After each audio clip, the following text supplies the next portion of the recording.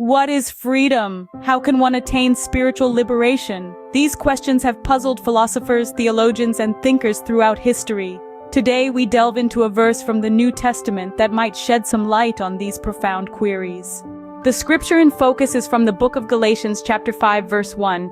It reads, "It is for freedom that Christ has set us free. Stand firm then, and do not let yourselves be burdened again by a yoke of slavery." On the surface, this verse appears relatively straightforward. Christ has granted us freedom, and we must strive to maintain it. But as we peer deeper, we discover layers of profound meaning that can help us navigate our spiritual journey.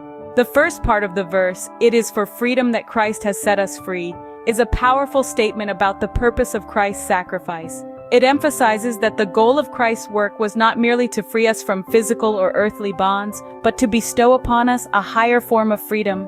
This freedom is spiritual liberation, the ability to transcend our earthly desires and limitations to connect with the divine. The second part of the verse, "Stand firm then, and do not let yourselves be burdened again by a yoke of slavery," offers guidance on how to live in the light of this spiritual freedom. It urges us to remain steadfast in our faith, to resist the temptations that could lead us back into spiritual bondage. It's a reminder that freedom isn't a one-time gift, but a state that requires our active participation to maintain. So what does this mean for us today? First, it underscores the transformative power of Christ's sacrifice, which was intended to free us from the spiritual shackles that limit our growth.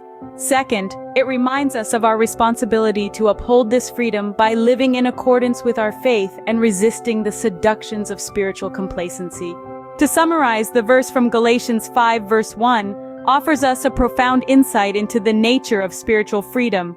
It tells us that Christ has bestowed upon us the gift of spiritual liberation, and it urges us to stand firm in our faith to maintain this state of freedom. Remember, freedom isn't merely an absence of bondage, it is an active state of spiritual growth and connection with the divine. So as we ponder on the question of freedom and spiritual liberation, let's keep this verse in mind. It serves as a powerful reminder of Christ's gift and our role in preserving it. As the video concludes, ponder on these thoughts and may they guide you on your spiritual journey. Thank you for joining in this exploration of Galatians 5 verse 1. Until next time, keep seeking, keep questioning, and keep growing in your faith.